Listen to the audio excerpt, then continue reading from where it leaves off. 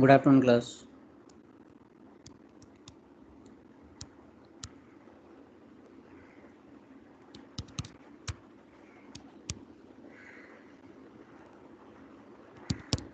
Let's take this last point called properties of composite functions.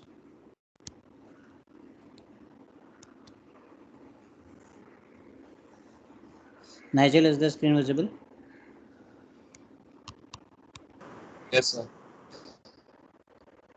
Okay, so let's start with the first property. This we have already done in our previous class in the form of example, that in general composite of functions not commutative is not commutative. That is, FOG and GOF are generally not equal. This we have discussed in the previous class.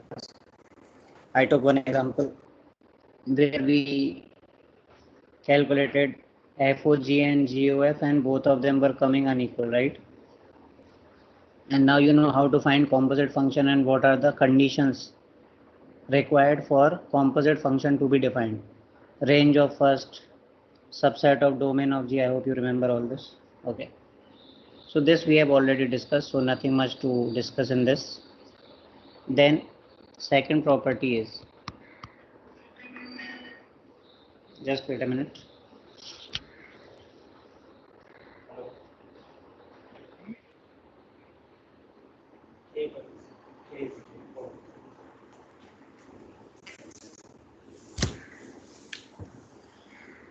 Okay, then second one, composite of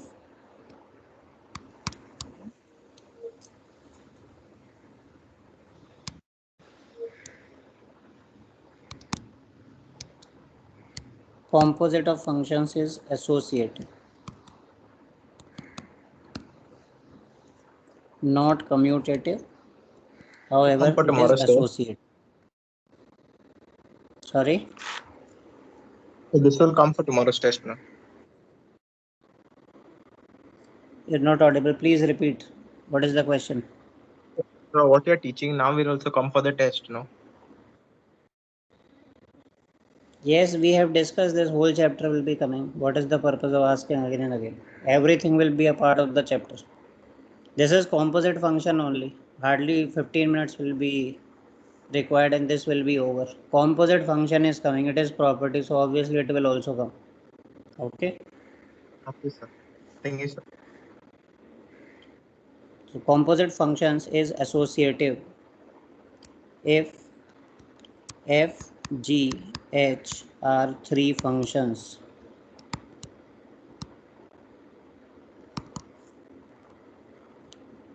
such that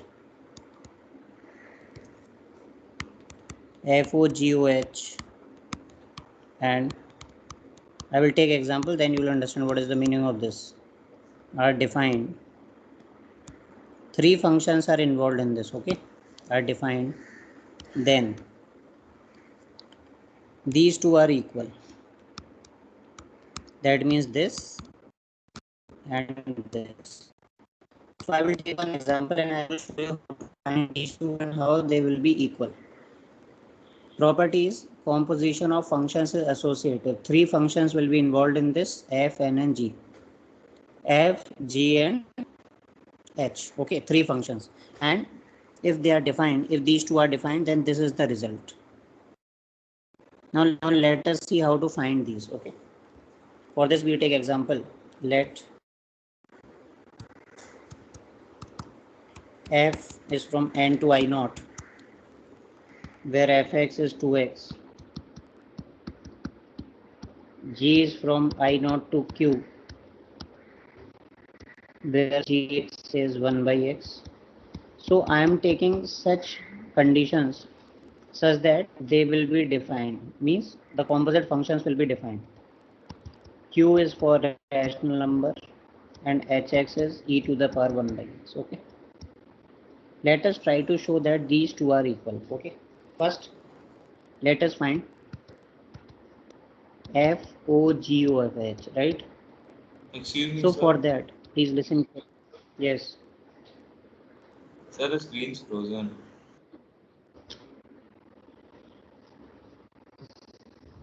Right.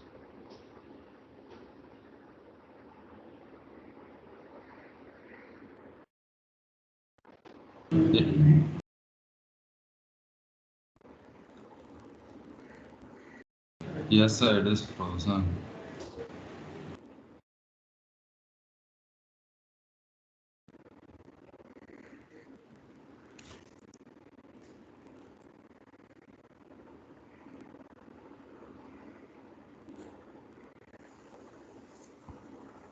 Is it visible now?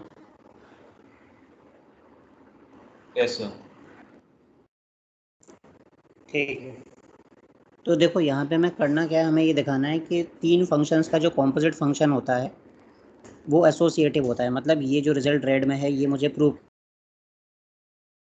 करना है।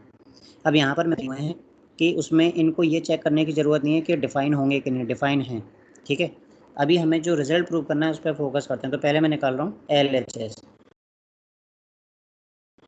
LHS में तुम्हें GOH, okay, तो ध्यान से देख, GOH में निकाल रहा हूँ यहाँ पर। GOH का मतलब क्या हुआ, मतलब G ऑफ HX, ठीक है, यानी G ऑफ, अब HX कितना ये है, ये मैंने देखो HX की जगह रख दिया।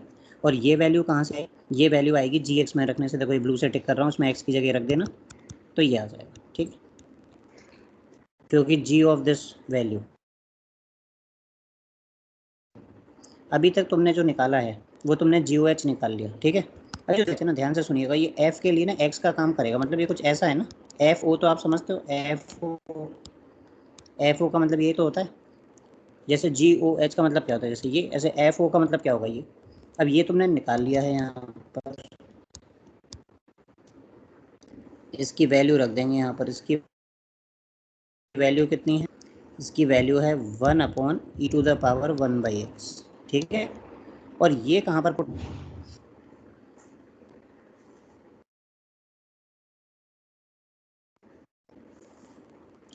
इसमें एक बार कैलकुलेशन देख लेते हैं, कहीं कोई गलती तो नहीं है।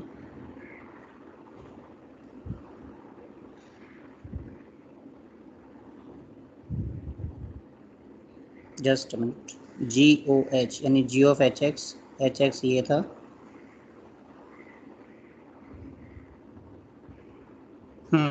ठीक है। और अब इसको आपको F फंक्शन में रखना है, तो सबसे ऊपर देखिए ये यहाँ पर। अब F फंक्शन में क्या है कि जो भी रखोगे उसका डबल हो जाता है, ठीक है, यानी इसका डबल हो जाएगा।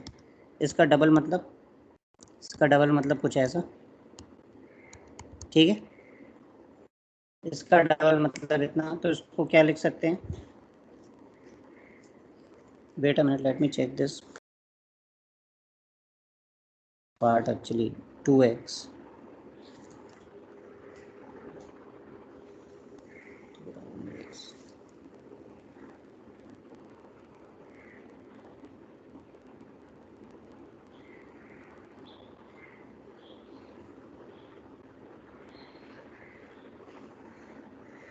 ठीक है, सही है।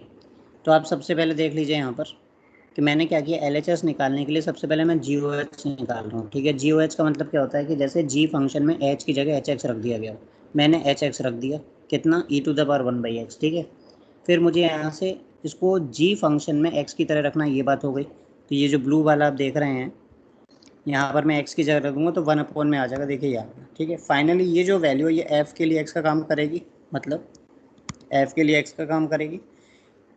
F फंक्शन क्या है कि जो भी रखते हो उसका डबल हो जाता है, तो उसका डबल हो जाएगा, मतलब ये वैल्यू आ जाएगी अपने पास इतनी, ठीक है, ठीक है। ये आया आपका LHS। अब आपको दिखाना है कि RHS भी इतना होगा, ठीक है। अब RHS देखते हैं। RHS में पहले आपको FOG निकालना पड़ेगा, ठीक है, FOG। तो FOG निकाल लेते हैं। FOG का मतलब F ऑफ GX होता है, ठीक है। F ऑफ GX का मतलब कि यहाँ पर GX रख दो, GX कितना है ये, और इसकी वैल्यू आप फंक्शन F में रख दोगे तो 2/x हो जाएगी, ठीक है। FOG आ गया। अब सुनिएगा ध्यान से, इसका क्या मतलब है, इसका मतलब ये है कि एफ ओ जी जो फंक्शन आया है ना, मैं रिपीट कर रहा हूँ, एफ ओ जी जो फंक्शन आया है उसमें आपको x की जगह h रखना है। मतलब अगर कोई बोले कि अब इसका क्या मतलब है, तो आपके पास ये जो फंक्शन आ गया है इसमें आपको अब x की जगह hx रखना है, मतलब 2/hx। और hx की वैल्यू कितनी है, hx की वैल्यू अपने पास वो लिखी हुई है ऊपर। तो आप देख सकते हैं कि ये जो मैंने दो फंक्शंस निकाले हैं ये दोनों सेम आ चुके हैं। That means it is associate. तो एक बात इसमें देख रहे हो, ये जो एसोसिएटिव है पहले कभी कहाँ पढ़ा है तुमने, ये पहले तुमने अलजेब्रा में पढ़ लिया था। देखो कैसे, ऐसे देखो, अगर मैं ऐसे लिखता हूँ, इस साइड में मैं लिख रहा हूँ यहाँ रेड कलर से इधर, ये देखिए, ये बड़ी बेसिक सी बात है। तुम कहोगे तो मैं पता ही है, ये इसलिए पता है क्योंकि थर्ड फोर्थ क्लास की बात है कि मैं ए और बी को ऐड करूं और फिर उसका रिजल्ट सी से ऐड करूं, या पहले बी और सी को ऐड कर लूं और फिर रिजल्ट ए से ऐड करूं, ये भी एसोसिएटिव ही हुआ। इसको पता है क्या बोलते हैं, इसको बोलते हैं एसोसिएटिव रूल ऑफ एडिशन। और आपने प्लस करना कब सीखा होगा, आपको शायद याद भी नहीं आ रहा होगा अभी, एसोसिएटिव रूल ऑफ एडिशन। इसी तरह से यहाँ पर क्या है, associative rule of composite function. एक बात देख रहे हो कि ए बी सी का ऑर्डर नहीं यहाँ पर चेंज करते थे ना, क्या चेंज करते थे, बस ब्रैकेट्स की शिफ्टिंग। ऐसा ही तो कुछ यहाँ पर हो रहा है, एफ जी और एच देखो उसी ऑर्डर में लिखे हुए हैं, लेकिन इसमें तो जी ओ एच पहले निकाला और इसमें एफ ओ जी पहले निकाला है, बट लिखे एक ही ऑर्डर में हुआ है। इस तरह की प्रॉपर्टी को हम कहते हैं एसोसिएट। आई होप समझ में आ गया होगा आप लोगों को।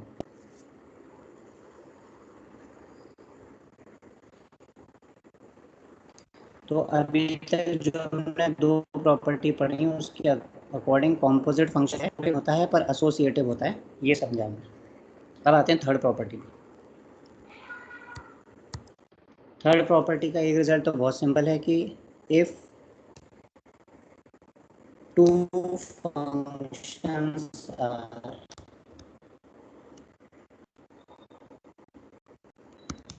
वन ऑन टू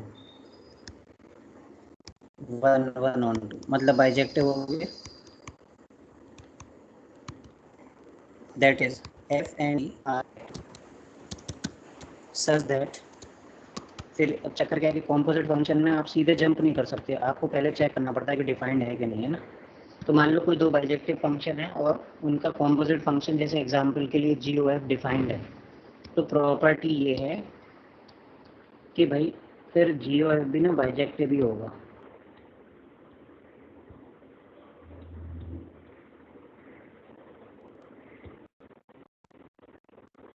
मतलब उसमें कोई चेक करने की जरूरत नहीं है। मैं कहता कि दो composite. Third point, is it not visible? So it's lagging. Now it's visible. Okay okay, मैंने बोला है लैगिंग थोड़ा बहुत रहता है, नेटवर्क इश्यूज तो हैं। Okay, third point. So third point is if two functions are one one onto, ठीक है, two functions are one one onto मतलब बाइजेक्टिव आप जानते हो, तो उनका जो कॉम्पोजिट फंक्शन होगा वो भी वन वन ऑन टू होगा। लेकिन एक बात का ध्यान रखना, जब भी कॉम्पोजिट फंक्शन की बात होगी पहले ये जरूर देखना कि वो डिफाइंड है कि नहीं। ओके, अदरवाइज अगर डिफाइंड है फिर आप सीधे सीधे याद रख सकते हो कि दो one one onto function है तो उनका कॉम्पोजिट भी वन वन ऑन टू होगा, खत्म। ऐसे करके थर्ड प्रॉपर्टी आप याद रख सकते हो। कल मैंने एक मैपिंग बनाई थी पिछली, तीन सेट बनाए थे, उसमें वो एरो बना बना के दिखाए थे आपको। एक फंक्शन ए से बी बनाया था, एक बी से सी, फिर जी ओ एफ निकाला था ए से सी। उस एग्जाम्पल को अगर आप देखोगे तो आपको दिख जाएगा कि एफ और जी मैंने दोनों वन वन ऑन टू लिए थे, तो जी ओ एफ भी वन वन ऑन टू होगा। मतलब जैसे हम यहाँ पर भी बना सकते हैं, इतना कोई खास टाइम नहीं लगेगा।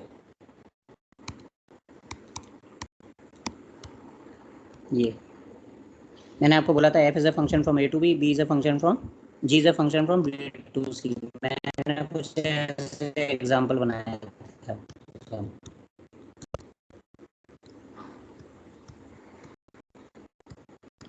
फिर मैंने ये मैपिंग बना दी थी। तो देखो इस मैपिंग से जिसने फंक्शन पढ़ा है ढंग से, ये समझा कि एफ रेंज और कोडोमैन सेम। ये वाला जो फंक्शन है ना ये भी वन वन ऑन टू हो जाएगा, जो यहाँ से दिख भी रहा है और वैसे भी प्रॉपर्टी भी है, ऐसा आप समझ सकते हो। ठीक है, दिस वॉज प्रॉपर्टी नंबर 3।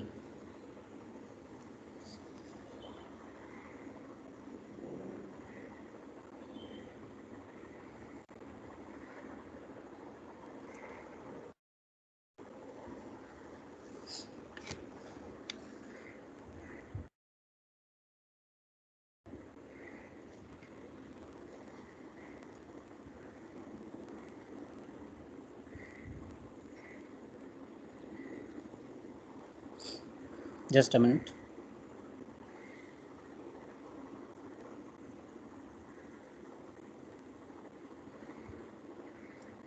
देखिए फोर्थ प्रॉपर्टी आप रख सकते हैं ऐसे करके कि if f and g are such that f o g is defined, then FOG will always be even.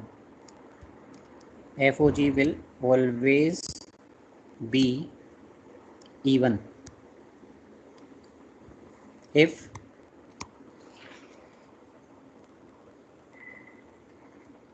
one of F or G is even, otherwise FOG will be odd. देखो क्या कह रहा, बड़ा सिंपल सी बात है। अब मैं ये बार बार नहीं बोलूँगा, डिफाइंड होना चाहिए, ठीक है। तो मान लो दो फंक्शन है एफ़ और जी, और मुझसे एफ़ और जी के बारे में पूछ रहा है, तो कितनी सिंपल सी बात है कि अगर एफ़ और जी में एक भी फंक्शन इवन हुआ, इवन फंक्शन ऑड फंक्शन जानते हो, अगर एफ़ और जी में एक भी फंक्शन इवन या ऑड हुआ, सॉरी एक भी फंक्शन इवन हुआ, तब तो उनका कॉम्पोजिट फंक्शन एफ ओ जी इवन आएगा। और अगर फिर क्या बचता है, यानी अगर दोनों ऑड हुए तो ऑड आएगा। जैसे एग्जांपल एफ एक्स, अभी मैं डिफाइंड लेके चलूँगा, है ना, ये डिफाइंड वाली बात लेके चलूँगा कि जो भी एग्जांपल ले रहा हूँ डिफाइंड है ना। मान लो एफ एक्स अपने पास है कॉस एक्स, और मान लो जी एक्स अपने पास है, जी एक्स अपने पास सपोज एक्स स्क्वायर है, एक्स क्यूब ले लेते हैं, एक्स क्यूब, ठीक है। अब देखो तुम जानते हो कि भाई ये तो इवन फंक्शन है, एक्स को माइनस एक्स से बदल लो और ये ऑड है ना। तो कॉम्पोजिट निकालूंगा, अगर कॉम्पोजिट निकालूंगा यानी एफ ओ जी निकालूंगा, तो प्रॉपर्टी तो ये कह रही है कि ये तो इवन ही आएगा, क्योंकि अगर एक भी इवन है तो इवन आना है। रख के देख लेते हैं, ये बिल्कुल सही बात है। ये इवन क्यों आएगा, ये इवन इसलिए आएगा भाई क्योंकि अगर तुम इसमें जो मैं अंडरलाइन कर रहा हूँ, इसमें अगर एक्स को माइनस एक्स से बदलोगे तो ये बात तो क्लियर है कि माइनस आगे आ जाएगा, लेकिन आगे किसके आएगा, कॉस के आएगा, है ना। जैसे ये देखो, ये तो इवन ही बनना है, तो इसको इतना सब चेक करने की ज़रूरत ही नहीं थी, बिकॉज ये प्रॉपर्टी है। मैं ये कह कि अगर ये माइनस आएगा अभी तो कॉस की तो आगे आएगा, तो इसे कॉस ऑफ क्या बन जाए ये, fine. So it is even function, it is even function. ये कह रहे हैं कि अदरवाइज ऑड, अदरवाइज ऑड मतलब अगर एक भी इवन है तो इवन ही आना है, और अगर दोनों ऑड हो गए अदरवाइज का मतलब ये है तभी ऑड आएगा। तो एक वो एग्जांपल भी ले लेते हैं,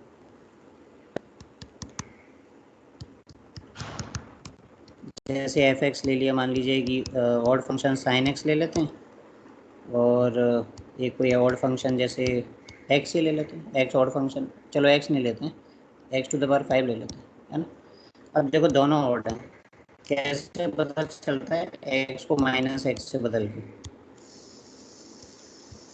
अब चलिए इसमें एफ ओ जी निकाल लेते हैं। एफ ओ जी का मतलब एफ ओ जी एक्स, ठीक है। एफ ओ जी एक्स का मतलब फंक्शन में एक्स की जगह एक्स बदल गया है, ठीक है, और फिर यहाँ पर ये रख दोगे ये बन, ठीक है। अब ये कैसा हो गया भाई, ये ऑर्डर आया इस बार, वही रीज़न है, रख के देखो माइनस आगे आ जाएगा इस बार, क्योंकि साइन की प्रॉपर्टी ट्रिग्नोमेट्री पड़ा हुआ है, sine of this is minus, ये समझ रहे ऐसे, this is odd, correct. Property समझ में आ गई। अब कोई बोलेगा सर जी ओ एफ के लिए नहीं बताया, तो भाई जी ओ एफ के लिए खुद ही सोचो ना। इसमें जो मेन बात है वो ये है कि एक अगर इवन होता है तो इवन होगा आंसर हमेशा, और अगर दोनों ऑड होते हैं तो ऑड, तो जी ओ एफ के लिए कोई अलग बात थोड़ी ना हो जाएगी। अभी इसमें निकाल के देखना, इसमें निकाल के देखना, अपने आप पता चल जाएगा, ठीक है। तो क्या क्या पढ़ लिया अभी तक, अभी तक हमने पढ़ा कि कम्यूटेटिव नहीं होता है जनरली, एसोसिएटिव होता है। फिर हमने पढ़ा कि दो फंक्शंस अगर बाइजेक्टिव हैं और उनके लिए उनका कॉम्पोजिट फंक्शन डिफाइंड है, जैसे GOF, तो वो भी एक बाइजेक्टिव फंक्शन होगा। और फिर हमने क्या पढ़ा कि दो फंक्शन है हमारे पास, अगर मान लीजिए उनका कॉम्पोजिट फंक्शन FOG डिफाइंड है तो वो हमेशा इवन आएगा अगर F और G में कोई भी एक इवन होगा, और उसका आंसर ऑड आएगा अगर दोनों ऑड होंगे। अभी तक बस इतना पढ़ा है और कुछ नहीं। Is it clear? Nigel, now is there any lag or something? Are you able to see the screen, everything? Yes, sir. ठीक है, तो ये हो गए 4 पॉइंट्स डिस्कस हो गए हैं। ठीक है,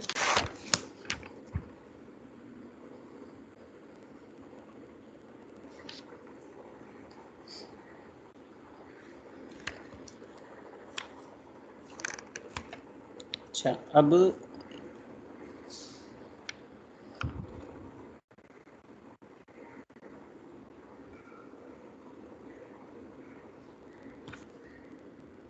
एक मिनट,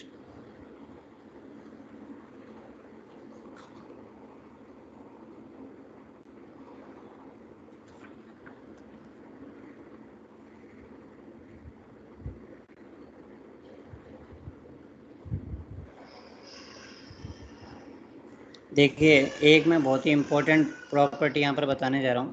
ठीक है, उसको ध्यान से समझना है आपको। इसके लिए हम एग्जाम्पल से समझेंगे इस बात को।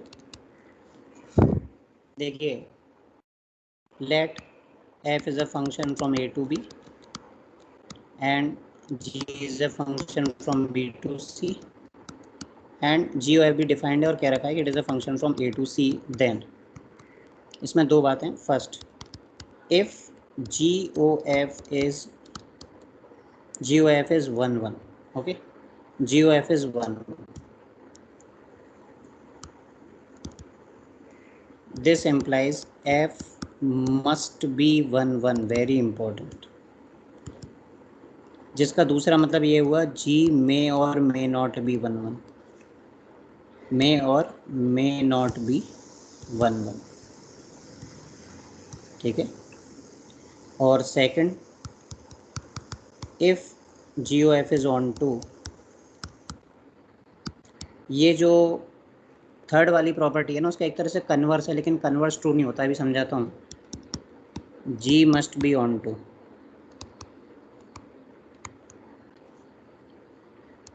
एफ में और may not be onto, very very important result.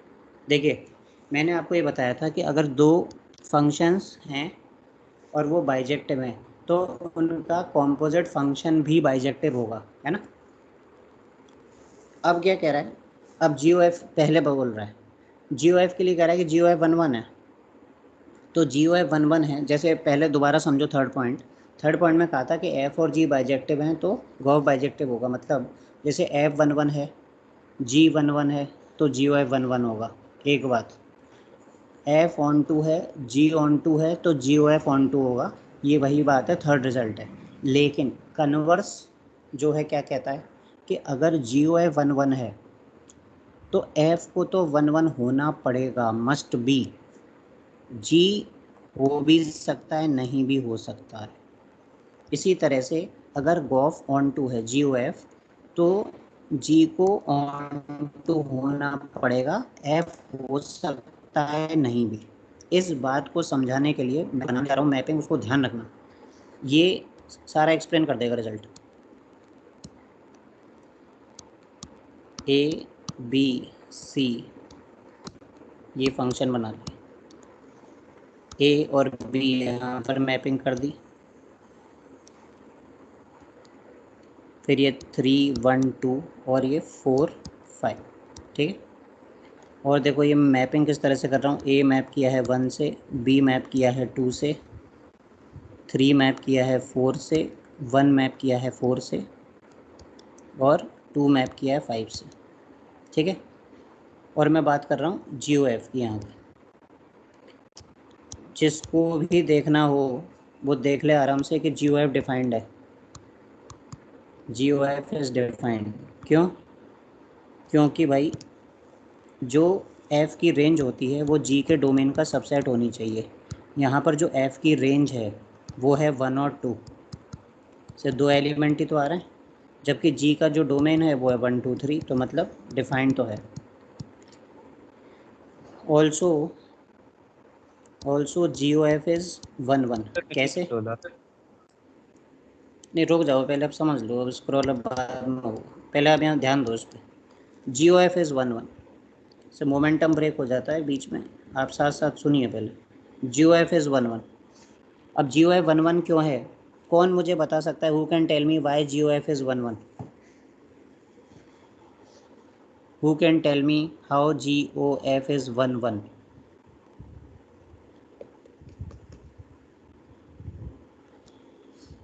Nigel, can you tell me why GOF is 1 1? So we have one element through the B set subset. तो मुझे ये बताओ कि GOF जो है उसमें A की इमेज क्या है? So 4, यस, और GOF में B की इमेज क्या है? 5. करेक्ट। तो भाई जो लोग सुनना चाह रहे हैं अभी देख लें कि इसलिए है क्योंकि अभी जब मैं GOF निकालूंगा ना, तो मैंने बताया था ना वो रास्ते से जाता है जो, वो G ऑफ एफ ए कितना है? एफ ए, इसको मैं ऐसे लिख देता हूँ कि भाई ये इसका मतलब ये होता है, फिर वो 1 है और ये 4 है, मतलब ए की वैल्यू 4 आ रही है ए पर, और इसी तरह से बी की वैल्यू यानी ये, ठीक है, यानी 2 यानी 5, इस पर भी ए की इमेज आ रही है। Also we can see f is 1 कुछ इधर उधर देखने की ज़रूरत नहीं, मैपिंग में देखने की ज़रूरत है। एफ 1 1 क्यों है? ए की इमेज है 1, बी की ए की इमेज है 2 1 1, एंड जी इज़ मैनी 1। अब देखो लेकिन जी मैनी 1 हो रहा है क्योंकि 3 और 1 की सेम इमेज आ रही है 4। मैं वही तो समझा रहा हूँ, मैं क्या कह रहा हूँ, अब जिसको नोट करना था वो भी देख ले। फिफ्थ वाला point, if gof is 1 1, if g o f is 1 1, f must be 1 1, g may और may not be 1 1। Very very important, जैसा कि मैंने दिखा दिया यहाँ पर कि मैनी 1 है, हो भी सकता है नहीं भी। यहाँ पर तो मैनी 1 का एग्जाम्पल ले लिया, तो जहाँ 1 1 का होगा उसमें वही एग्जाम्पल ले लेना जो पिछली क्लास में 3 सेट बनाए थे और अभी कुछ देर पहले ऊपर भी बनाए थे, उसमें दोनों हो जाएंगे। लेकिन ज़रूरी नहीं है कि जी 1 1 हो ही। इसी तरह से ऑन टू, यही वाला एग्जाम्पल चल जाएगा। यही वाला एग्जाम्पल ऑन टू के लिए क्यों चल जाएगा? क्योंकि तुम देख लो आराम से कि गॉफ ऑन टू है। ये जो जी ओ एफ होता है, जी ओ एफ ये कहाँ से कहाँ तक होता है? ये होता है ए से सी में, यानी सी का कोडोमेन होता है। तो सी जो कोडोमेन है वो 4 और 5 है, और जो गॉफ की रेंज है वो भी देख लो 4 और 5 है, मतलब गॉफ ऑन टू दे रखा है इस मैपिंग में। लेकिन हो क्या रहा है? हो ये रहा है कि इस केस में जी तो हो रहा है ऑन टू, जी तो हो रहा है ऑन टू, और एफ़ क्या हो रहा है? एफ़ हो रहा है इन टू। ऐसा क्यों? क्योंकि एफ़ का जो कोडोमेन है ना वो 3 1 2 है, लेकिन उसकी जो रेंज है वो सिर्फ 1 2 है। ये तो मैंने यहाँ पर भी लिखा हुआ है इधर, है ना?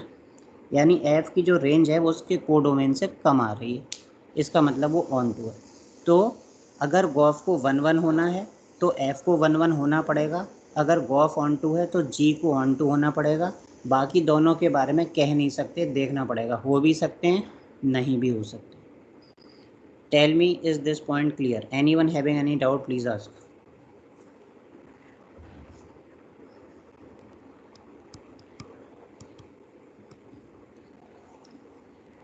Anyone having any doubt in this fifth part, fifth property?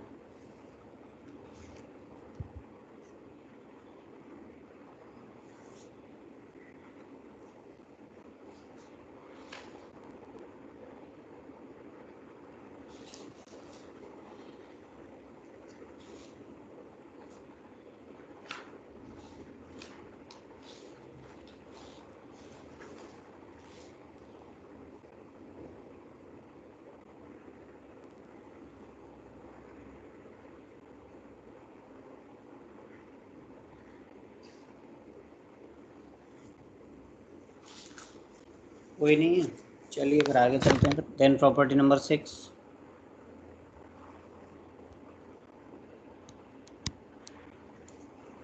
ये क्या है भाई, इसको देख लेते हैं। देखिए, if f is a function from a to b is bijective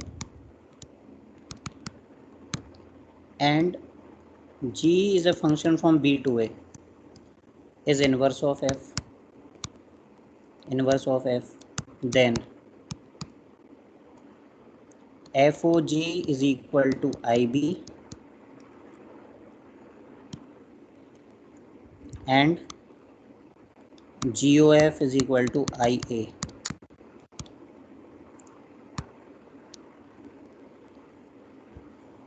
where IA and IB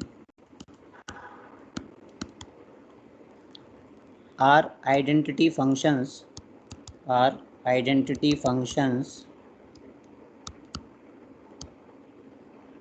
on sets A and B respectively. नाजिल, कोई लैग तो नहीं आ रहा इसमें? अभी साथ साथ चल रहा है ना? Yes sir. ठीक है।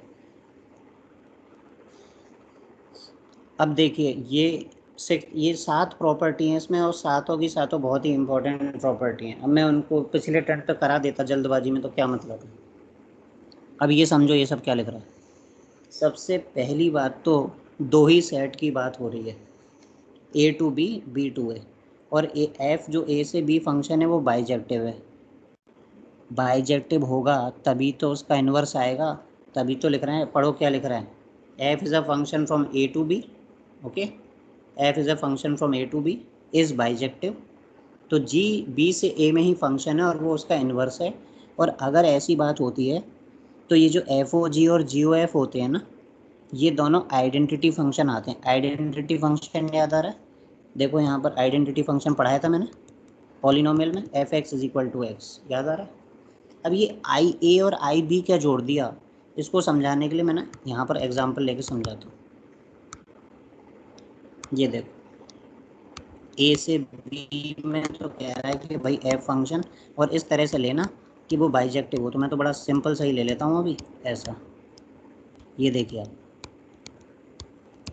ये ठीक है। f is a function from a to b is bijective. तो ये 1 1 ऑन 2 है ही, क्योंकि एक x की एक ही इमेज है और सारे कोडोमेन के मेंबर इमेज बन रहे हैं। इसका नाम रखा है इन्होंने f और बाइजेक्टिव, यानी पहली बात मैंने इनकी जो है सेटिस्फाई करा दी यहाँ पर। अब g फंक्शन को ऐसे बोल रहे हैं, ये g is a function from b to a, और इसको कहा जा रहा है f का इन्वर्स। वो तो होता ही है, ये तो डेफिनेशन ही है इन्वर्स की, अगर आपको याद आ रहा हो।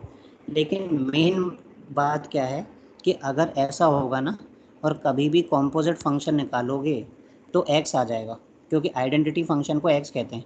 फिर ये i और IB का चक्कर क्या है, तो मैं समझाता हूँ। देखो, जैसे फॉर एग्जांपल तुमसे कहे कि FOG2 निकालो, FOG2, ध्यान से सुनना। तो ये पता है क्या कह रहा है कि FOG2 निकालोगे ना तो 2 ही आ जाएगा, क्योंकि i का मतलब होता है आइडेंटिटी फंक्शन। देखें सही कह रहा है या गलत। FOG2 का मतलब f(g2), G2 की वैल्यू देखो, जब G देख रहे हो ना, तब जो डायरेक्शन है एरो के वो होंगे राइट से लेफ्ट की तरफ, यानी G2 की इमेज ढूंढो। तो G2 की इमेज कौन बताएगा, व्हाट इज G2? G2 कितना है भाई?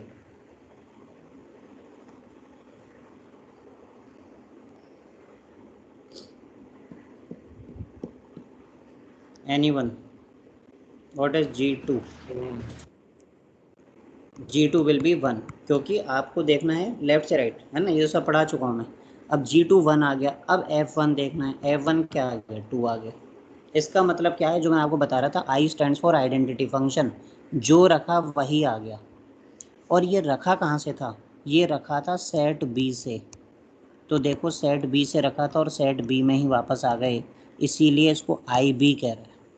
यानी जब भी एफ ओ जी निकालोगे तो एफ ओ जी में जो भी एक्स रखोगे तुम, वो एक्स बी सेट में से आएगा। और अगर तुम जी ओ एफ की बात करते हो तो जो भी एक्स रखोगे ना वो ए सेट में से आएगा और सेम वैल्यू आ जाएगी। फॉर एग्जांपल, अगर मैं बोलूँ GOF3, तो GOF3 का मतलब G(f3) हो गया। अब मैं F3 की इमेज देखूंगा तो एरो जिसको देखना आता है वो पढ़ लेगा कि 6 है, फिर वो G6 देखेगा, G6 देखेगा तो वापस पलट के 3 आ जाएगा। ये 3 कहाँ से रखा था? सेट ए से। कहाँ पर आ गए वापस? सेट ए में। आई क्या होता है? Identity function. उसका मतलब क्या होता है? जो रखते हैं वही आ जाए, ये कहना चाह रहे हैं। तो कुछ लोग इसको ना ऐसे भी लिखते हैं, फिर बाद में कंफ्यूज मत होना। कुछ लोग इसको ऐसे लिखते हैं कि f of g x is equal to x, where f and g are inverse of each other. F and g are inverse of each other and x belongs to b. ऐसा क्यों? क्योंकि एफ फंक्शन होता है ए से B में, F function होता है ए से बी में, और जी फंक्शन होता है बी टू ए में, है ना। और ये एक दूसरे के इन्वर्स हैं। तो मैंने क्या कहा, फॉग में जो तुम एक्स रखते हो वो सेट बी से आता है, तो इसलिए लिख रहा है x belongs to b. Similarly और क्या लिख सकते हैं हम? सिमिलरली हम लिख सकते हैं कि g of f x is equal to x. ये याद रखना। ऐसा कब होगा? ऐसा तभी होगा जब where g and f are inverse of each other, inverse of each other and x belongs to a, x belongs to. अब या तुम ये बोल दो कि अगर किसी को ये लग रहा है sir g and f inverse of each other का मतलब, अगर ऐसे नहीं बोलना चाह रहे हो तो ऐसे बोल दो कि जी इज इनवर्स ऑफ एफ, ऐसे बोल दो। वो बात एक ही होती है वैसे, ठीक है। ऐसे लिख दो कि अगर जी एफ का इन्वर्स है और एफ फंक्शन ए से बी है और जी फंक्शन बी टू ए है, तो एफ जी एक्स की वैल्यू एक्स आएगी, पर वो एक्स मौजूद कहाँ पर होगा? सेट बी में। यही बात इसके लिए है, ठीक है। यही बात इसके लिए, यहाँ भी लिख देना where g is inverse of f. लेकिन इस बार जो एक्स आएगा जी एफ एक्स में, वो कहाँ से आता है? वो आता है सेट ए से। मैंने आपको एग्जांपल लेके भी समझा दिया है। किसी को कोई डाउट है तो पूछ लीजिए। Property 6, any doubt in this? ये जो रिजल्ट लिखे हैं ना मैंने, एफ जी एक्स बराबर एक्स और जी एफ एक्स बराबर एक्स, ये डिफ्रेंसिएशन में काम आते हैं। डिफ्रेंसिएशन में रिजल्ट काम आएगा उस टाइम पे मैं आपको बोलूँगा, देखिए मैंने आपको फंक्शन में पढ़ाया था, इसको आपको याद रखना। लेकिन एक बात समझ रहे हो, ये एफ और जी में एफ और जी एक दूसरे के इनवर्स हमेशा नहीं होते हैं। वो कह रहा है कि अगर ऐसा है, क्योंकि वैसे कितने सेट होते हैं? 3 सेट होते हैं, ए बी और सी। पर यहाँ पर कितने सेट हैं? यहाँ 2 ही सेट हैं, ए और बी। यानी ए से बी में जाता है फिर वापस ए में आ जाता है। तो यानी इस केस में एक फंक्शन दूसरे का इन्वर्स हो रहा है, तब ये प्रॉपर्टी लगती है। आंख बंद करके मत लगा देना। ये मत कह देना कि मैंने ये पढ़ाया था कि एफ जी एक्स बराबर एक्स होता है हमेशा। मैंने नहीं पढ़ाया, मैंने ये बोला है जब जी एफ का इन्वर्स होगा तब, ठीक है।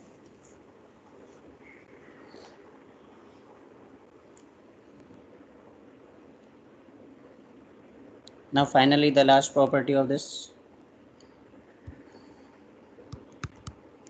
property number 7.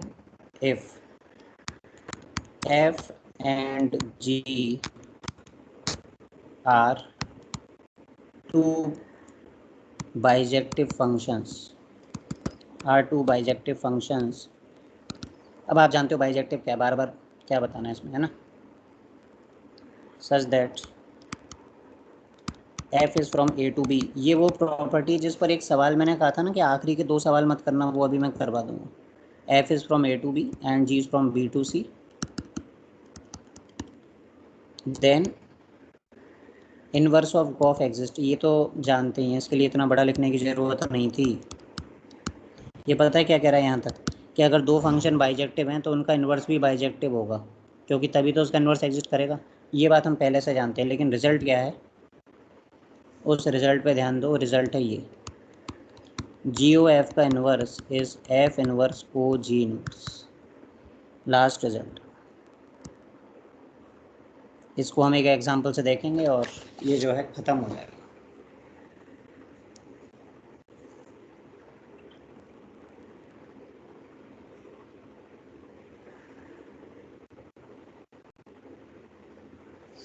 एक मिनट,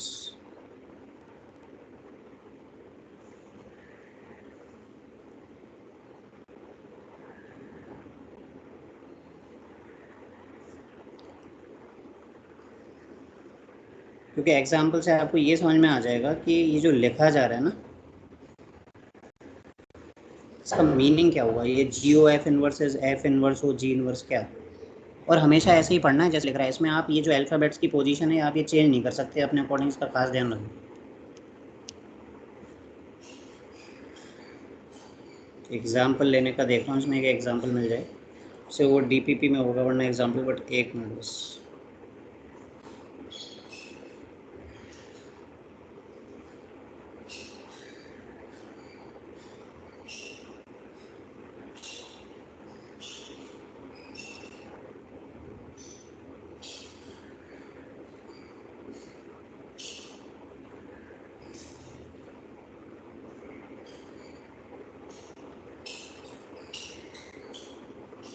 देखिए एक क्वेश्चन है यहाँ पर, if f is from R to R and g is function from R to R such that fx equals e to the power x and gx equals 3x minus 2, then verify, ये verify करते हैं कि जी o f का inverse जो है वो होता है F inverse o g inverse.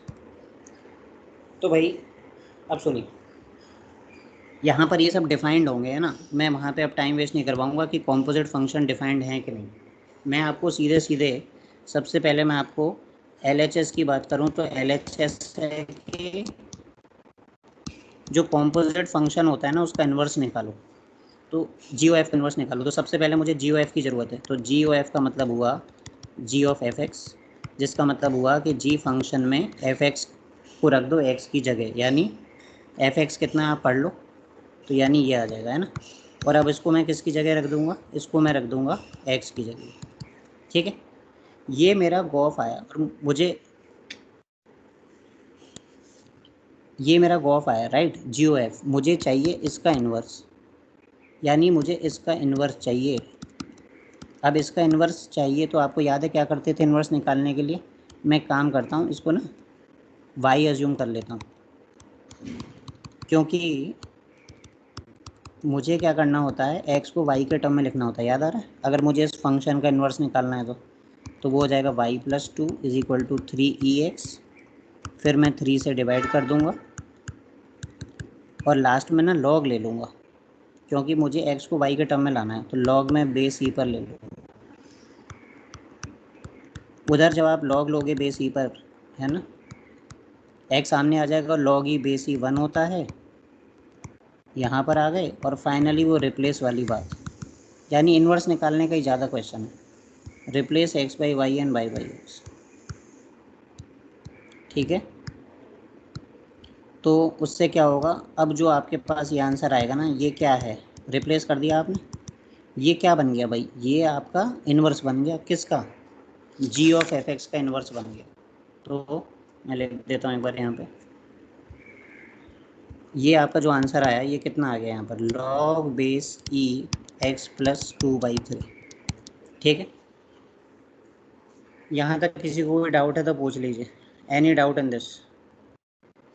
Gauff का इन्वर्स सीधे सीधे क्या पढ़ना है, जी ओ एफ का इन्वर्स, जी ओ एफ का इन्वर्स निकालने के पहले आपको जी ओ एफ निकालना पड़ेगा, वो मैंने यहाँ निकाल दिया, ठीक है, ये यहाँ निकाल दिया था इधर रेड वाले से, फिर मैंने इसको वाई माना, और इसके बाद तो इन्वर्स निकालने का प्रोसेस मैंने यूज़ किया है जो मैंने आपको सिखाया, इससे इसका इन्वर्स आ गया। अब ये कह रहे हैं कि इसको प्रूव करो कि इट इज़ इक्वल टू, लेकिन ऑर्डर का खास ध्यान रखना है, आप ये ऑर्डर अपने आप चेंज नहीं कर सकते, पहले एफ इन्वर्स आएगा फिर जी इन्वर्स आएगा। तो देखिए now F inverse o g inverse का मतलब हुआ कि आप एफ इन्वर्स वाले एक्सप्रेशन में जी इन्वर्स ऑफ एक्स रख दीजिए। तो ये मेहनत करवा रहा है आपसे, पहले आप ये कह रहा है कि जी इन्वर्स एक्स निकालो, तो देखिए now let y is equal to g x is equal to 3x minus 2, पहले इसका इन्वर्स निकालो, बहुत आसानी से निकल जाएगा, y plus two is equal to 3x,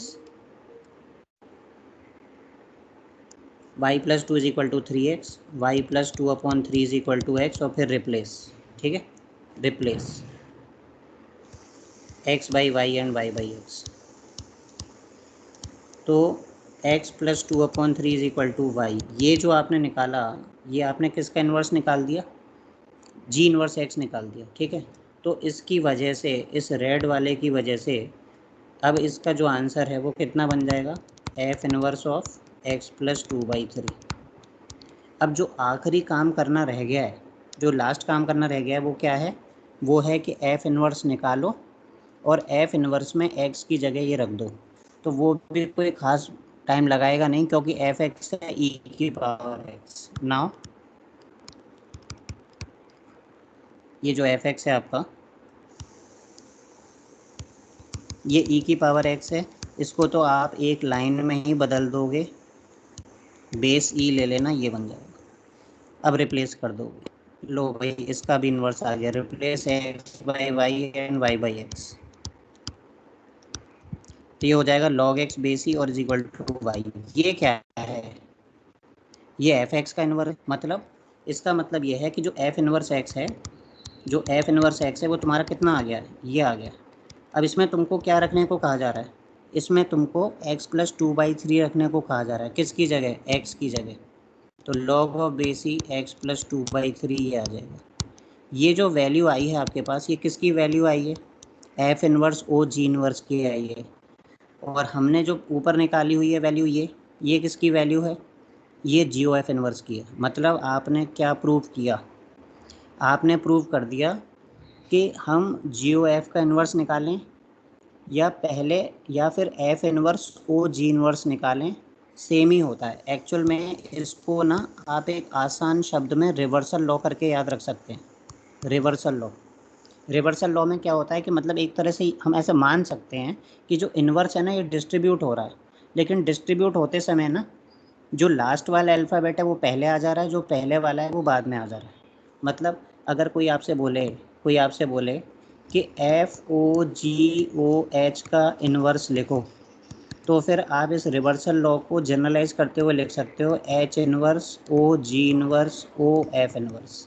ये मतलब हुआ, ये पूरा इस कॉन्सेप्ट का मतलब है।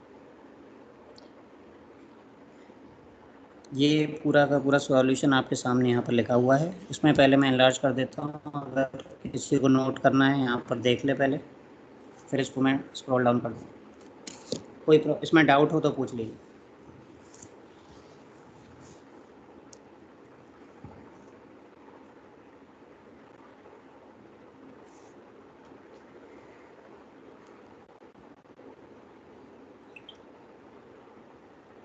Any doubt in this?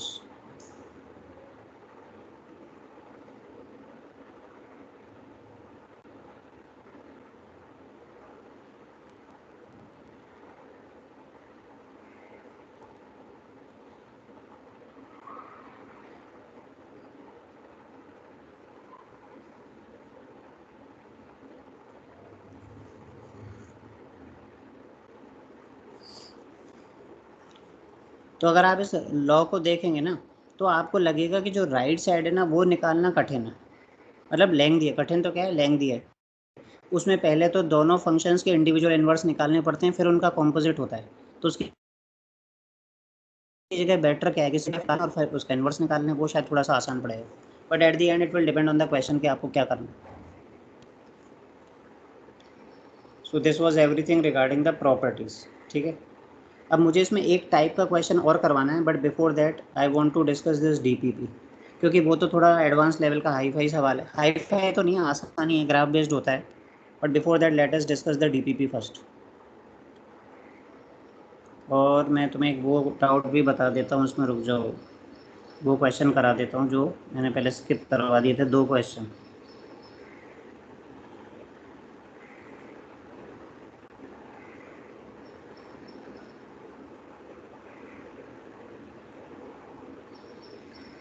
वो कौन सी डीपीपी में से स्किप कराए थे, याद है किसी को, लास्ट के दो क्वेश्चन जो थे?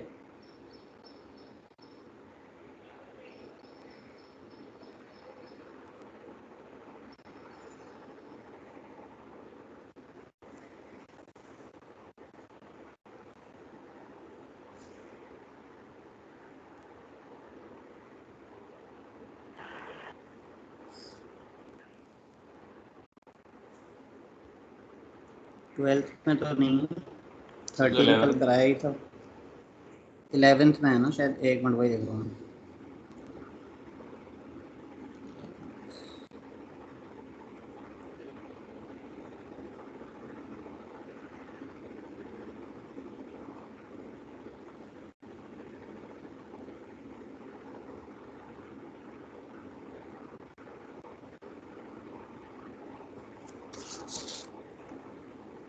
जस्ट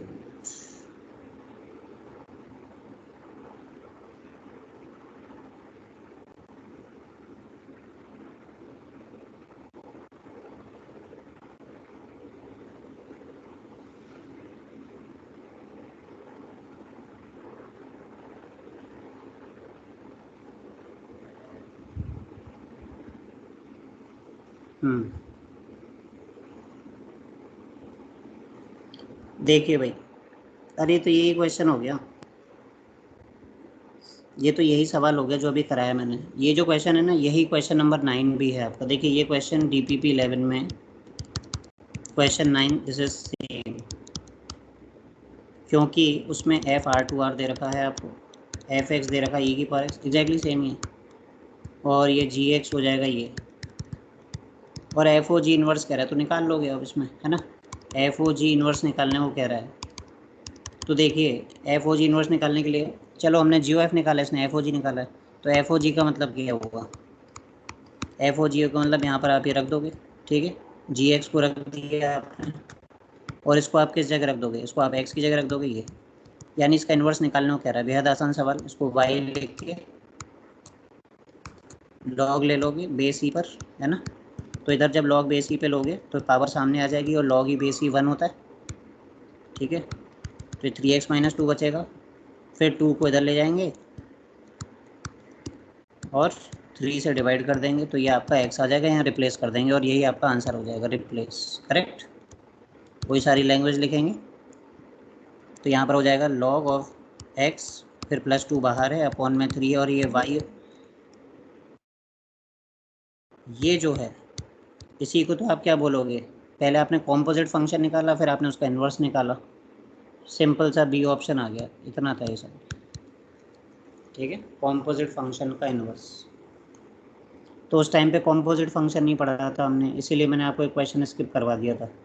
और देखिए 10th वाला भी बड़ा इजी सा क्वेश्चन है इसका, ये तो 10th क्वेश्चन में f(x) आपको दे रखा है mod x, और g(x) आपको दे रखा है ग्रेटेस्ट इंटीजर x, और आपसे पूछा जा रहा है FOG -1/4 प्लस GOF -1/4, ये वैल्यू पूछी है। क्योंकि सभी में ऑप्शन है और कुछ दे भी नहीं रखा है, तो आपको चेक करने की ज़रूरत नहीं है कि डिफाइंड होंगे कि नहीं, दे विल बी डिफाइंड, ठीक है, वो डिफाइंड होंगे, आपको सर यहाँ पर वैल्यू पुट करनी है। तो देखिए f(g) -1/4 और ये है g(f) -1/4, रख दो वैल्यू यहाँ पर। g() -1/4 देखिए यहाँ से आएगा, और क्योंकि ग्रेटेस्ट इंटीजर है तो वैल्यू -1 हो जाएगी, -1/4 का ग्रेटेस्ट इंटीजर, -0.25 का ग्रेटेस्ट इंटीजर -1, और इसमें पहले f() -1/4 निकालोगे, वो 1/4 आ जाएगी, क्यों, f(x) इज mod x। अब बाद में इसकी वैल्यू फिर से निकाल लेंगे, f() -1 मतलब -1 का mod, और g 1/4 मतलब 1/4 का ग्रेटेस्ट इंटीजर। कितना आसान सवाल है, पहला 1 दूसरा 0, टोटल आंसर, यानी बी ऑप्शन हो जाएगा। ये थे दो सवाल जो मैंने स्किप करवाए थे DPP 11 में, 9 and 10।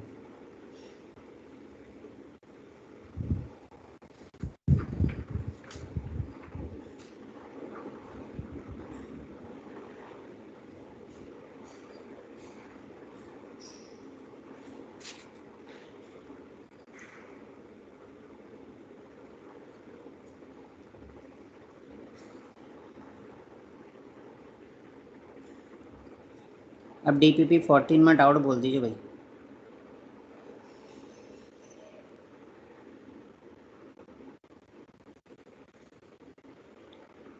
Doubt in DPP number 14।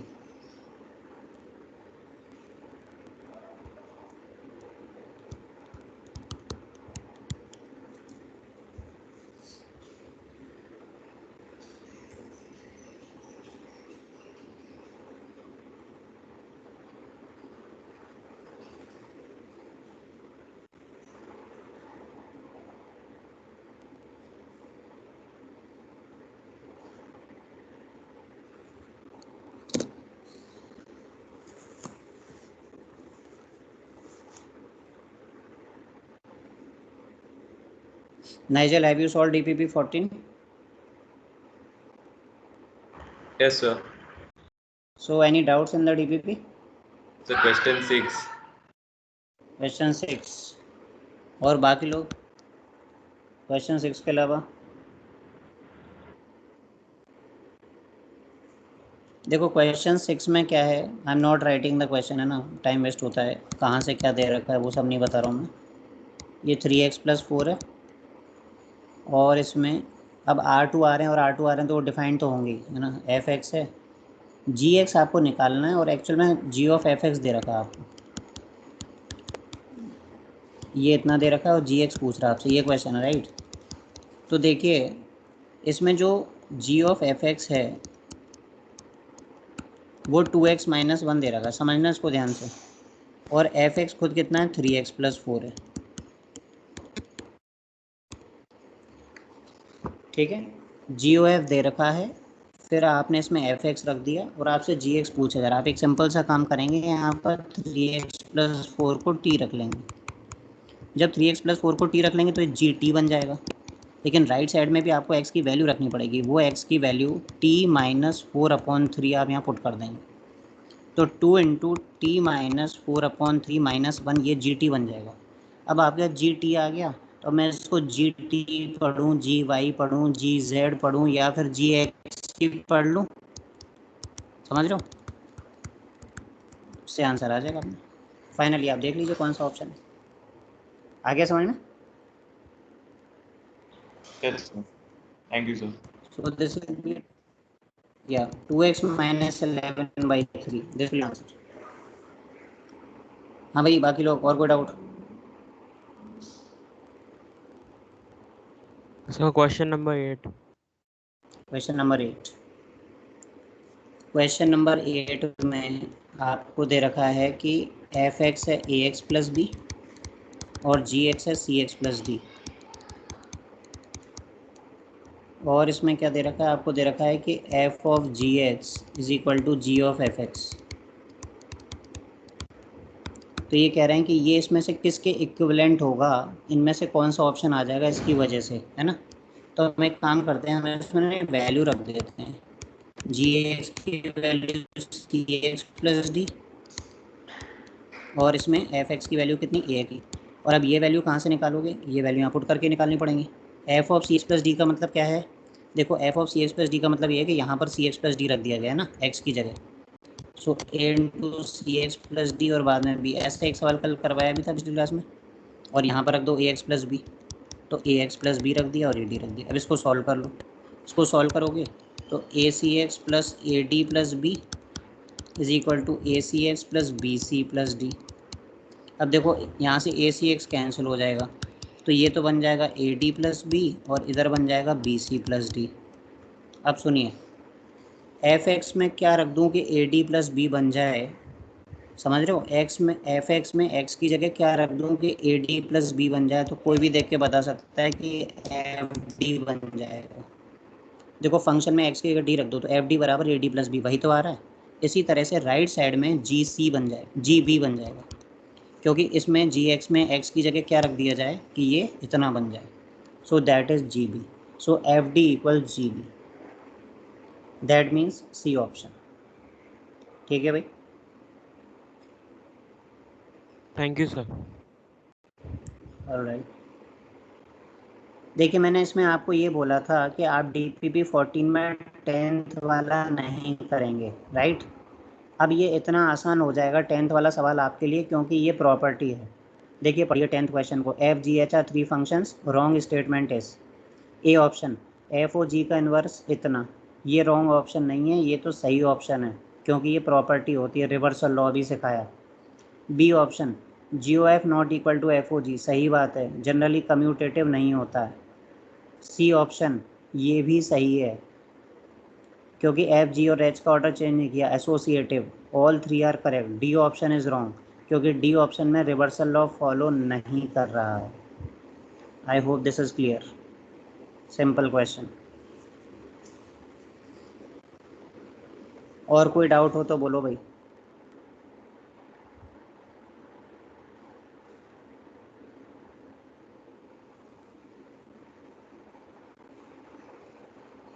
Any other doubt in this DPP? The 16. थोड़ा जोर से बोलें. So 16th question. 16th you are asking, right? Yes, sir. देखिए 16th में fx कितना है, ग्रेटेस्ट इंटीजर है, और gx कितना है, cos पाई x है. अच्छा, तो इसमें पूछ रहा है GOF की रेंज. तो GOF का मतलब हुआ G ऑफ fx, ठीक है, यानी G of greatest integer of x, यानी उसको वहाँ पे रख दोगे. किसकी जगह? x की जगह. ये रख दिया. ये वक्त तो बहुत आसान से हो गया सवाल. ऑप्शन आएगा इसका बी. और ब्रैकेट जो बने हुए हैं ना, ब्रैकेट में गलती कर देते हैं लोग, जल्दबाजी में डी ऑप्शन लगा देते हैं. देखो ये बॉक्स एक इंटीजर है. बॉक्स इंटीजर है तो किस तरह की वैल्यू आएंगी? मान लो बॉक्स की वैल्यू 0 हो जाए तो cos 0, बॉक्स की वैल्यू 1 हो गई तो cos पाई, बॉक्स की वैल्यू 2 हो गई तो cos 2 पाई, 3 हो गई तो cos 3 पाई. कभी ग्राफ देखा है cos का? cos का ग्राफ देखोगे तो जिस तरह के एंगल्स की ये बात कर रहा है ना, उस पर वैल्यू या तो 0 आती है या -1 आती है. ये देख लो ग्राफ, देख रहे हो? So 1 and -1, only these two answers are possible. समझ में आ गया? Yes, sir. Thank you, sir. Okay.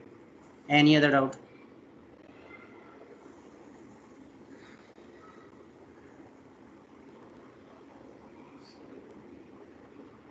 और कोई डाउट भाई?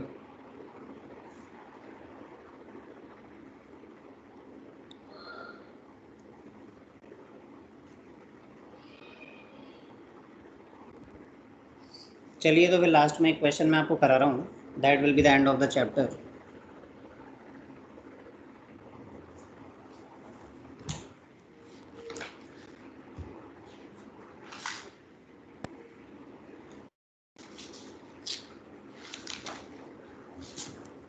Just a minute.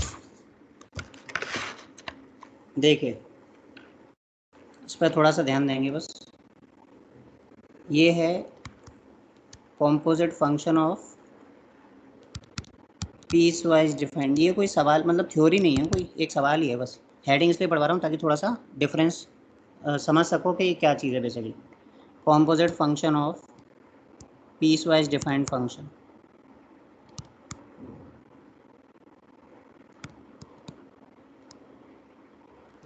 Piece wise तो आप जानते ही है ना. देखिए सीधे क्वेश्चन पे आएंगे, और ये क्वेश्चन आप प्रैक्टिस करते रहो, है ना. इस तरह के क्वेश्चन प्रैक्टिस करते रहोगे तो इस पर आ जाता है कमांड. ऐसे कोई दिक्कत नहीं है. ग्राफिकल अप्रोच होती है इसमें, है ना. ग्राफ पढ़ना होता है. ग्राफ जिसको पढ़ना आता है बहुत ईजिली कर लेता है.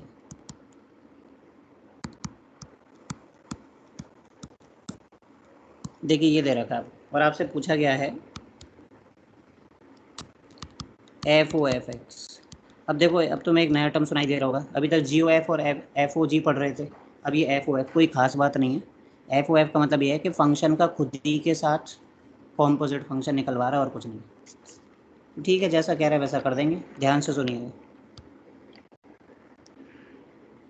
FOFX का मतलब होता है F ऑफ FX. इसका मतलब ये हुआ कि फंक्शन में जहाँ भी x था, गौर से सुनिएगा, फंक्शन में जहाँ भी x था देखो, वहाँ पर आप fx रख देंगे. ठीक है, वहाँ पर आप fx रख देंगे. तो रख देते हैं. तो ये, और पीस वाइज डिफाइंड क्यों? दो टुकड़ों में डिफाइंड है इसलिए. तो पहला तो हो गया ये, और दूसरा हो गया ये. ठीक है, और यहाँ पर ये 0 से 2 और ये 2 से 3. ठीक है. अच्छा, इससे पहले कोई बोले सर इस तरह के सवाल भी कल ऑब्जेक्टिव में आ जाएंगे, इतने लेंथी नहीं आएंगे, बट ये सवाल समझाना है आपको. ठीक है, सवाल समझाना जरूरी है. ये बेसिकली एडवांस में पूछे जाते हैं सवाल, तो मैं करवाऊँ ही नहीं, इसका क्या मतलब है? अब सुनिए ध्यान से. हमें जो कॉम्पोजिट फंक्शन निकालना है, अब इस स्टेप पे, मतलब इस वाली स्टेप पे जो मैंने ब्लू से टिक किया है, उसमें फंक्शन की ज़रूरत पड़ रही है fx की. ठीक है, मतलब 1+ के साथ भी fx आ रहा है और 3- के साथ भी fx आ रहा है. तो तुम कहोगे सर बड़ा आसान है, fx रख दो उठा के. अब लेकिन उसमें चक्कर ये है कि मैं कौन सा fx रखूं. मैं एफ एक्स को दो हैं इसकी ब्रांचेज, एक 1+x है, एक 3-x है। तो कौन सी ब्रांच किस में रखी जाए, क्या दोनों रखी जाएं दोनों में, या कोई एक रखी जाए, ये डिसाइड करता है खुद फंक्शन का ग्राफ।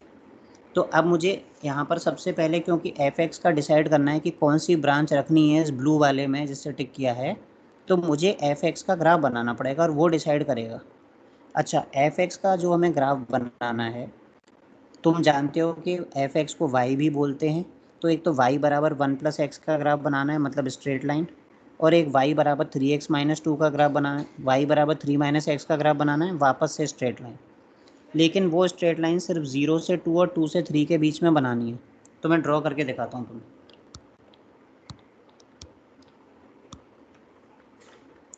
0, 1, 2, 3 और कुछ इधर बना लेते हैं, ये बना देंगे, ठीक है।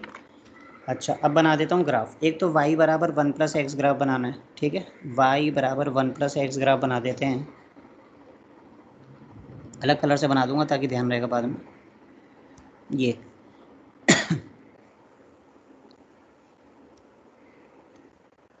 ये 2,3 पॉइंट है, और ये पॉइंट 0,1 है, और ये जो ब्लू वाला पोर्शन है कौन सा वाला है, ये y बराबर 1+x वाला हिस्सा है।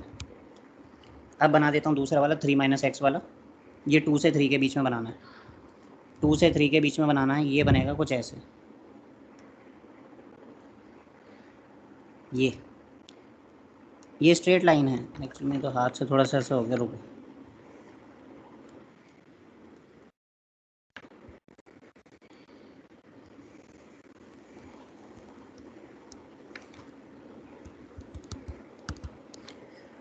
ये देखो, ये 3,0 पॉइंट है, और ये पॉइंट होगा जो कि ओपन रिंग में बनाया गया 2,1। देखो मैंने जो ग्राफ बनाए हैं, इस ग्राफ में किसी को कोई डाउट है तो अभी पूछ लो, फिर बाद में मत पूछना, बीच में पूछोगे तो दिक्कत होगी। किसी को पूछना है कि ये एफ एक्स का ग्राफ ऐसा क्यों है? Anyone having any doubt in this, please ask. देखिए इसमें जो ब्लू वाले डॉट्स हैं ये तो क्लोज में है, इसमें ये जो रेड वाला इधर है 30 पे, ये क्लोज में है, लेकिन ये ओपन में। ओपन में क्यों है? क्योंकि तुम खुद ही पढ़ लो ना, क्योंकि जो 3-x लाइन बनानी है उसमें x 2 से बड़ा है लेकिन 3 तक जा सकता है, तो 2 ओपन रहेगा, ये मतलब। अब जिसको ग्राफ पढ़ना आता है ना, जिसको ग्राफ पढ़ना आता है वो कर लेगा ये सवाल आसानी से। अच्छा, एक मिस्टेक जो मेरे से हो गई है इन द मीनवाइल, जब मैं एफ एक्स लिख रहा था, जहाँ पर मैंने रेड वाले अंडरलाइन किए थे, तो इधर लिखते में मेरे से एफ एक्स छूट गया। कहाँ पर? ब्रांचेस में। क्योंकि हर देखो जहाँ भी मैंने अंडरलाइन किया हुआ है बदलना था ना, तो मैं यहाँ बदलना भूल गया। यहाँ पर इसको मैं लिख देता हूँ, यहाँ पर और यहाँ पर रह गया। तो ये एफ एक्स और ये एफ एक्स। अब मेरी बात सुनिए, मैंने आपसे ये कहा था कि हमें यहाँ पर 1+ में एफ एक्स लिखना है, 1+ में एफ एक्स लिखना है, पर एफ एक्स में खुद दो ब्रांचेज हैं तो समझ नहीं आ रहा कौन सा लिखना है। तो मैंने कहा पहले एफ एक्स का ग्राफ बनाओ, और अब आखिरी बात सुन लो, ये डिसाइड करेगा, ये डिसाइड करेगा कि कौन सा एफ एक्स आएगा। यानी 1+ के साथ वो एफ एक्स आएगा, 1+ के साथ वो एफ एक्स आएगा जो कि खुद 0 से 2 के बीच में होगा। एफ एक्स को ही वाई कहते हैं, वाई मतलब हाइट। यानी तुम यहाँ पर वो एफ एक्स रखोगे जो 0 से 2 हाइट तक है। कौन मुझे बता सकता है कि 0 से लेके 2 हाइट मतलब पूरी है उसका कोई पोर्शन रेड वाले में आ रहा है या ब्लू वाले में? Who can speak up?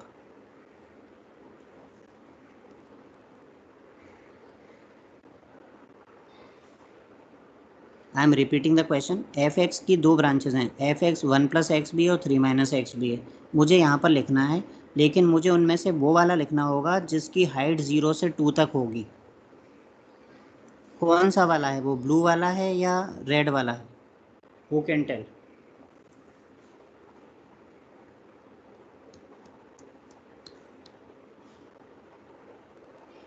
अरे हाइट देखने के लिए वाई कोऑर्डिनेट देखना होता है, कोई रॉकेट साइंस थोड़ी ना है।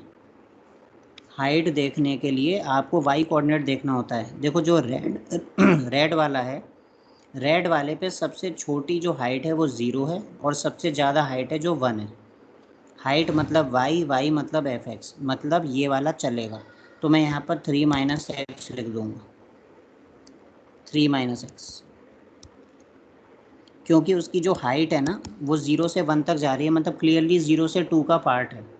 अच्छा, जब तुम ये लिखोगे तो तुम्हें ये बताना पड़ेगा कि वो जो हाइट 0 से 2 थी, जो हाइट 0 से 2 थी, वो हाइट x की किन किन वैल्यूज़ के लिए आई है। तो वो आई है 2 से लेके 3 के लिए। अब क्या देखोगे, x कोऑर्डिनेट। तो देखो y कहाँ से कहाँ तक जा रहा है, fx कहाँ से कहाँ तक जा रहा है, रेड वाले में 0 से 1 तक जा रहा है, यानी 0 से 1 तक जा रहा है, मतलब इसका पार्ट है किसका, 0 से 2 वाले का। किस x के लिए जा रहा है, 2 से 3 के लिए जा रहा है।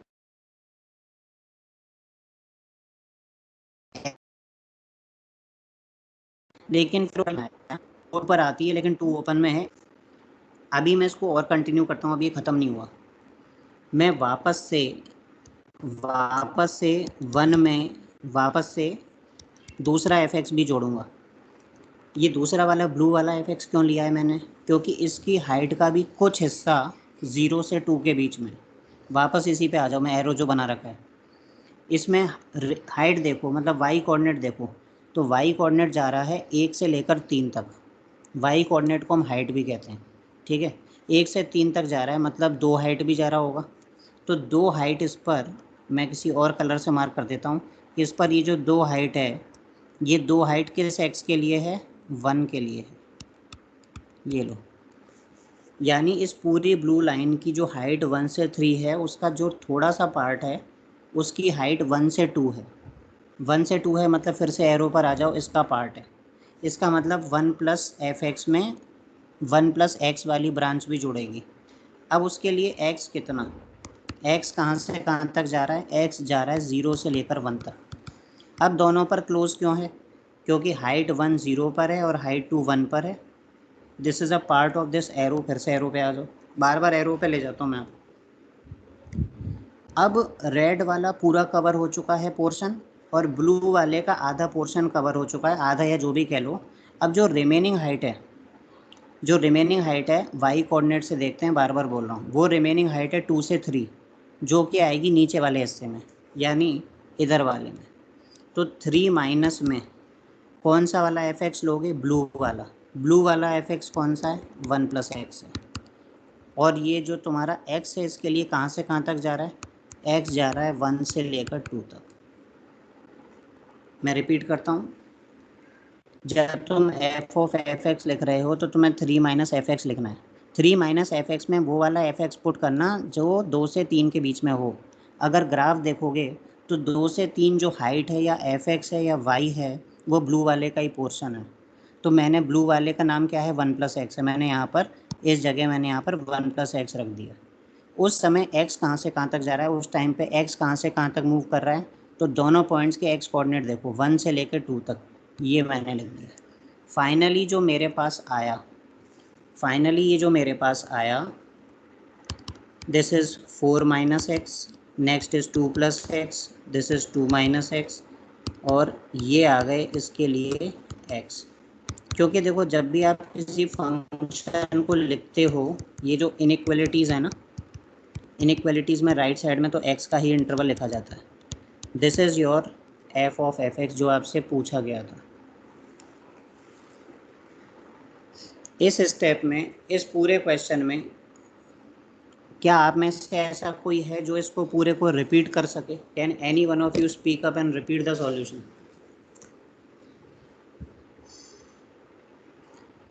Can any one of you repeat what ever I have explained in this question?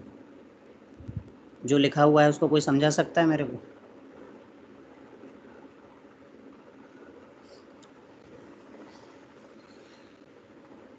Shreya, can you start the question? Can you start this question? What was the first step that we have done here? Sir, we have to find f of x. So first Yes. we use piecewise definition to and say that 1 plus f of x, f of x will be 1 plus f of x if f of x is between 0 to 2, both Yes. included. and Yes. 3 minus f of x if f of x is between 2 to 3. ठीक, wait, So अब then, मेरी बात सुनिए। हाँ, एक minute, अब मेरी बात सुनिए। पहली स्टेप जो है उसमें आपको एफ ऑफ एफ एक्स निकालना है, मतलब फंक्शन का खुद ही से कॉम्पोजिट निकालना है, मतलब फंक्शन में एक्स की जगह वापस से एफ एक्स रख देना है।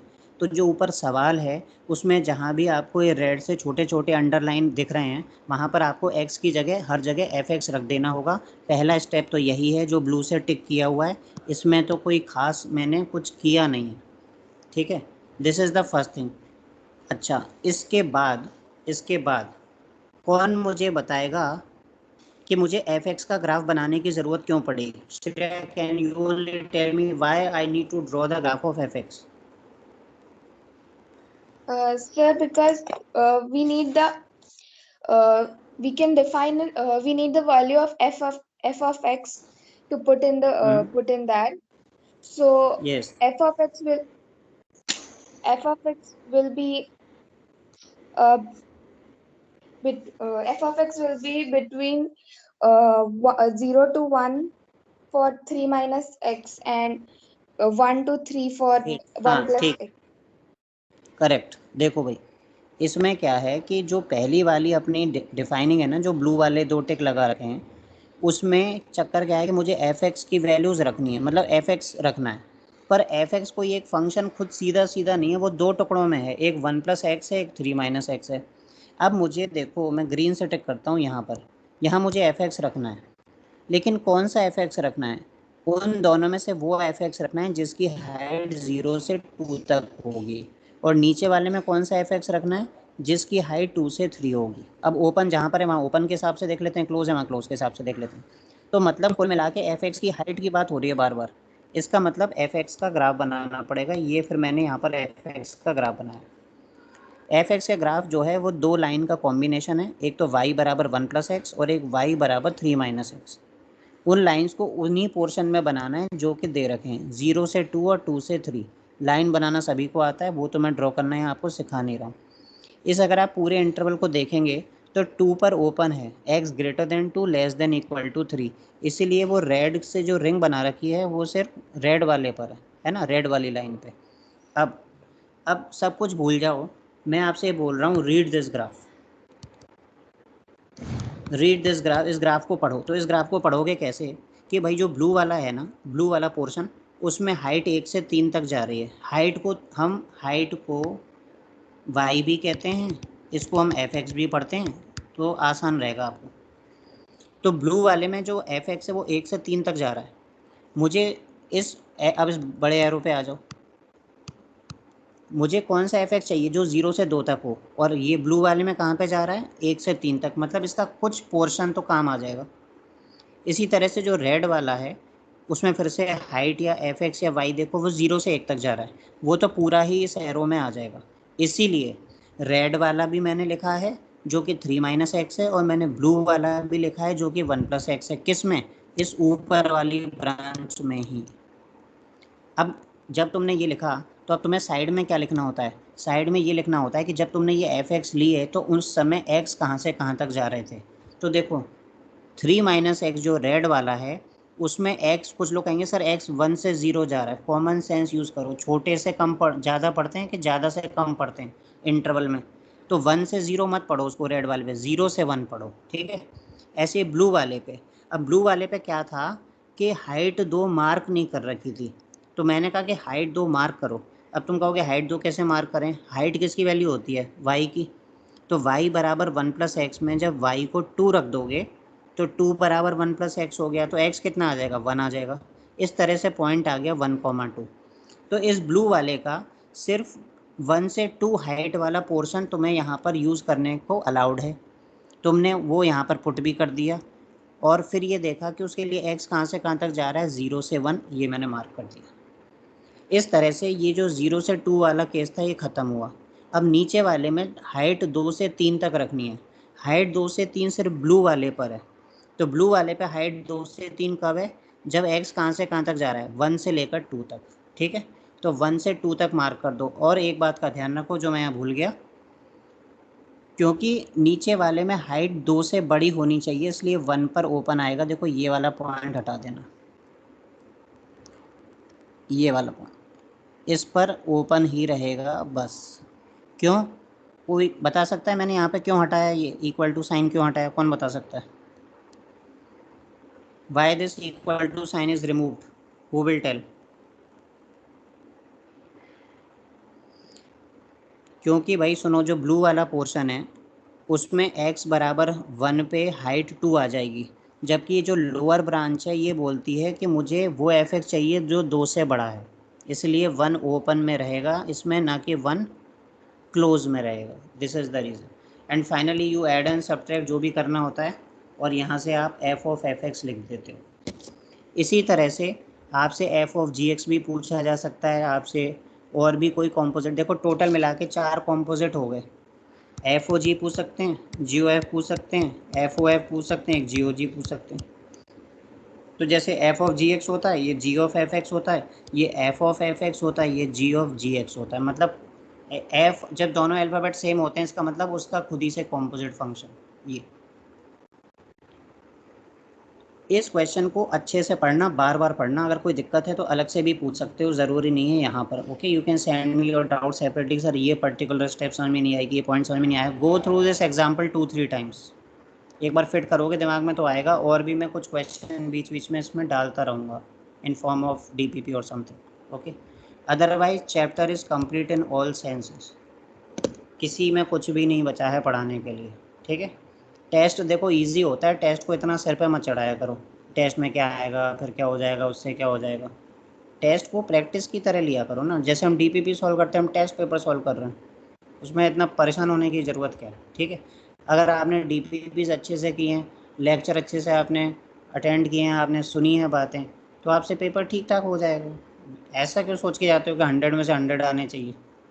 ठीक है, ऐसा पेपर नहीं है, 100 ऑन 100 वाले पेपर नहीं है, ये कंपटीशन है ये।